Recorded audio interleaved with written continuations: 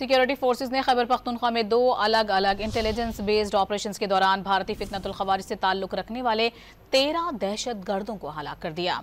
ISPR के मुताबिक जिला मोहम्मद में सिक्योरिटी फोर्सेज ने ऑपरेशन करते हुए 7 खवारिज को निशाना बनाया। बंदों में सिक्योरिटी फोर्सेज ने मौसर कार्रवाई करते हुए 6 खवारिज हलाक कर दिए। सदर ममलिकत, वजीर आजम और वफाकी वजीर दाखिला ने भारतीय सरपरस्ती में सरगर्म 13 खवारिज के खात्मे पर सिक्योरिटी फोर्सेज को खिराज तहसीन पेश किया। सदर जरदारी ने कहा कि पाकिस्तान की खुद मुख्तारी की हिफाजत अव्वलीन तरजीह है। दुश्मन की हर साजिश को नाकाम बनाया जाएगा।